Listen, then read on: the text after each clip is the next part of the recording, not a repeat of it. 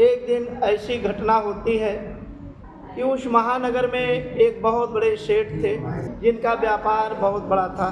दूसरे सेठ थे जिनका व्यापार किन्हीं कारणों से टूट चुका था। दोनों परिवारों में संतानें उत्पन्न होती हैं। जो गरीब था वो बेटी जब उसकी शिक्षा दीक्षा होती है, बेटी नौजवान हो जाती है, तो आजकल की जो प्रथा है, कन्या पक्ष के लोग वर ढूंढते हैं अपनी बेटी के लिए। उस समय भी ये प्रथा थी, परंतु उस बेटी की सुंदरता के कारण वहाँ के अन्य लोगों ने सोचा, जिनके घर में उस बेटी के योग्य वर था, उन लोगों के अंदर एक जिज्ञासा पैदा हुई कि उस बेटी से मेरे पुत्र की शादी हो जाए। तो जो अमीर सेठ था उसने 2-4 लोगों को समझा बुझा करके उस बेटी के पिताजी के पास भेजते हैं। वो 4 लोग जाते हैं, बड़े प्रेम से उनका वेलकम होता है वहाँ। ये चारों लोग अपनी बात को रखते हैं कि मुझे फला सेठ ने भेजा है, उनके पास भी एक इसी उम्र का बालक है और उससे आपकी बेटी का हाथ मांगने का प्रश्न है। जब ऐसा वो 4 लोग प्रश्न रखते हैं तो कन्या का जो पिता है वो कहता, भाई वो तो बहुत बड़े सेठ हैं, वो तो इतने बड़े सेठ हैं, उनके बारातियों का हम स्वागत ही नहीं कर पाए, और दहेज क्या देंगे, दहेज देने के लिए मेरे पास कुछ नहीं। तैयार तो हो जाता है बट अपनी समस्याओं को उनके सामने रख देता है। वो चारों व्यक्ति वापस जा करके बड़े सेठ से बताते हैं कि कन्या का पिता तो तैयार हो गया आपकी बेटे से शादी करने के लिए, बट आर्थिक संकट है उसके सामने। ये धनी जो सेठ थे, जो उस लड़के के पिता थे, उन्होंने उन 4 व्यक्तियों को पुनः भेज दिया कि जाओ उनके यहाँ जा करके ये संदेशा पहुँचाओ कि उनको न बारातियों का खर्च बियर करने की आवश्यकता है, न कुछ दहेज देने की आवश्यकता है। ये 4 व्यक्ति वहाँ से आते हैं और आकर के कन्या के पिता से पुनः निवेदन करते हैं और उस संदेशा को उसे सुनाते भी हैं। कन्या का पिता तैयार हो जाता है, शादी संपन्न हो जाती है। जब शादी संपन्न हो जाती है तो बेटी जाती है अपने ससुराल। उसकी सुंदरता पे सभी लोग प्रभावित थे, सभी लोग उसको बहुत लाड प्यार करते थे। सास, ससुर, ननद, अड़ोस पड़ोस की महिलाएं भी बहुत प्यार देती थी। लेकिन जब कोई बेटी शादी संपन्न हो जाती है और 2-4 साल 5 साल तक उसे बच्चे नहीं पैदा होते, तो महिलाएं आपस में कुछ चर्चाएं करने लगती हैं। अरे संतान नहीं उत्पन्न, सारी महिलाएं चर्चा करने लगती हैं। जो सास, ससुर, ननद उसे इतना प्यार देते थे, इस सारे के सारे लोग नफरत करते थे। लेकिन उसका पति उसी तरह प्यार देता था जैसे वो शादी के समय प्यार दिया। प्रकृति का हाथ बहुत लंबा होता है, जिससे दुनिया घृणा करती है उसका साथ प्रकृति देती है। समय बीतता है, उस बेटी ने एक पुत्र रत्न को जन्म दिया। जो परिवार के अन्य सदस्य उसे घृणा करते थे, बच्चा धीरे धीरे बड़ा होता है। जब वो चलने लगता है अपने पांव से, अपने पैर पे खड़ा हो जाता है, जब चलने लगता है, एक दिन की घटना है, शाम का वक्त था, माँ दरवाजे के सामने बैठी हुई थी और उसका पुत्र सामने जो फील्ड थी उसके किनारे किनारे फुलवारी लगाई गई। वो खेलते खेलते फुलवारी के पास जाता है, उसमें एक बेसहारा सर्प बैठा हुआ, उस बच्चे को डस लेता है और बच्चा जोर से चिल्ला करके गिर जाता है और सर्प उस झाड़ी में, उस फुलवारी में चला जाता है। माँ देख नहीं पाती, उसकी आवाज़ सुन करके माँ दौड़ के जाती है, अपने बच्चे को गोद में उठा लेती। उसकी शरीर नीली पड़ गई थी। वैद्य को बुलाया गया, वैद्य ने उसकी नाड़ी पकड़ी, नाड़ी उसकी नहीं चल रही। इसका मतलब बच्चा डेड हो चुका था, मृत्यु को प्राप्त हो चुका। वो बेटी उस बच्चे को अपने सीने से लगाए। वो दुखियारी बेटी किसी को दे नहीं रही थी। घर वाले कह रहे थे कि अरे ये मृत्यु हो चुका है, तो इसका अंतिम संस्कार करते हैं। वो बेटी कहती है, नहीं, मेरा बेटा मरा नहीं है, मेरा बेटा सो गया है, कोई मेरे बेटे को कोई जगा दे। पागल हो जाती है, पूरी रात अपने सीने से लगाए रोती रही। सुबह होती है तो लोग चर्चा करते हैं आपस में, भगवान जेतवन में बैठे हुए हैं, अगर इस बेटी को जेतवन में भेज दिया जाए तो इसके बेटे के लिए कुछ उपचार तो बताएंगे।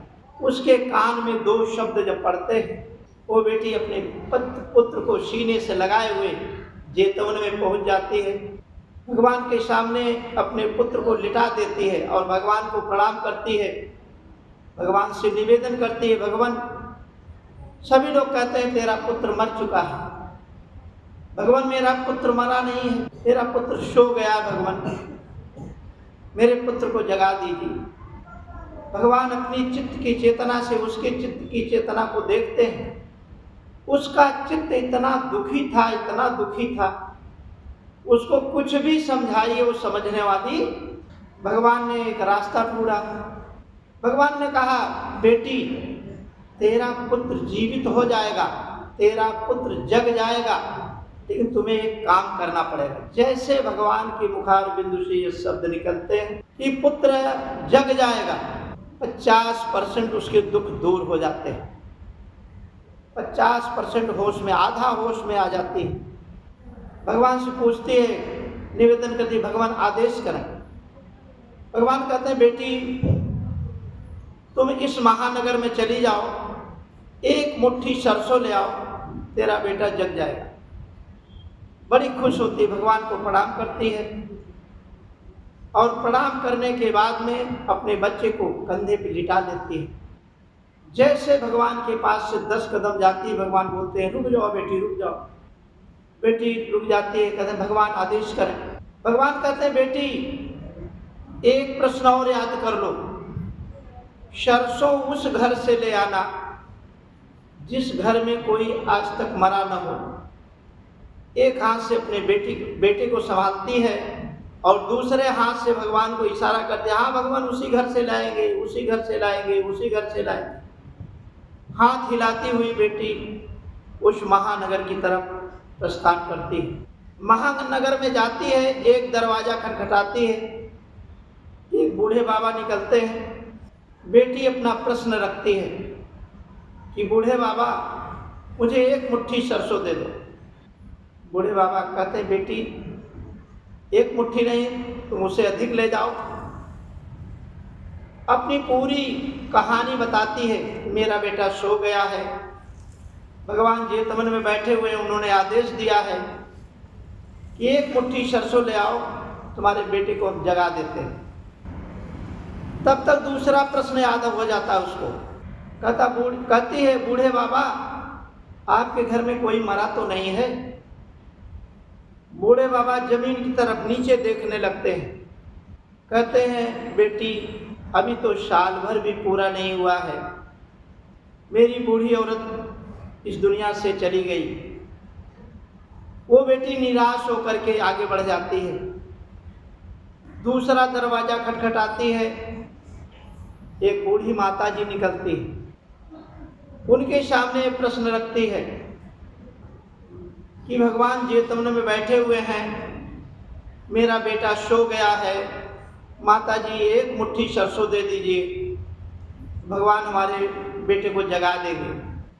बूढ़ी माता कहती बेटी तेरा बेटा जग जाए, एक मुट्ठी नहीं, मेरे घर में जितनी सरसों है सब उठा ले जाओ, तेरा बेटा जग जाए।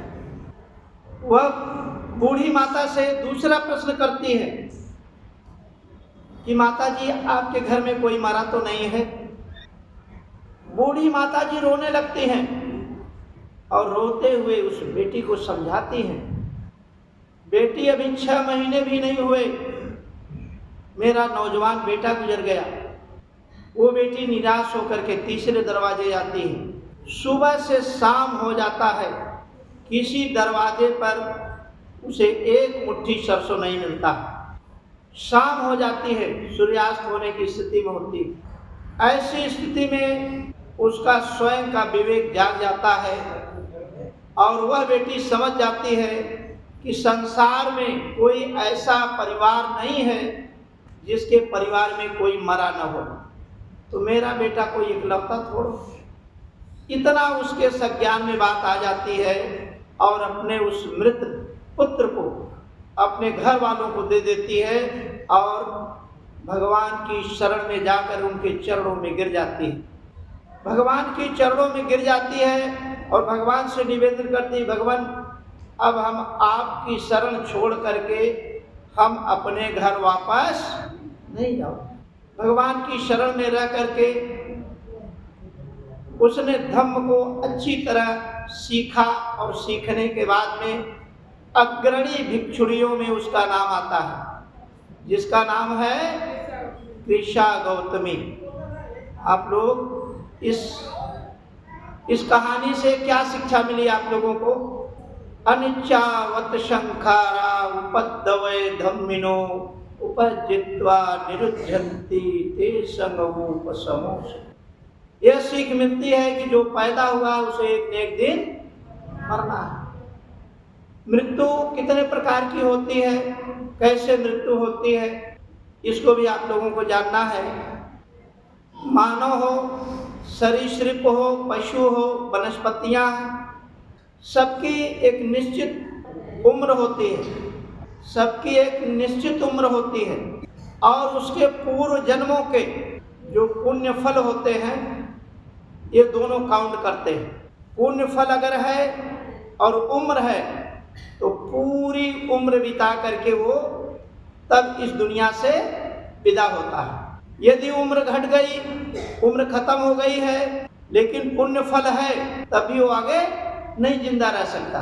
पुण्य फल खत्म हो गया है, उम्र है, तभी आगे जिंदा नहीं रह सकता। लेकिन सबसे अच्छी उम्र, सबसे अच्छी मृत्यु वो होती है जब उसकी उम्र और पुण्य फल ये दोनों साथ साथ चल करके वो लंबी उम्र तक जिंदा रहता है, तब उसकी मृत्यु होती है। सबसे अच्छी मृत्यु यही होती है। बोलिए साधु साधु साधु।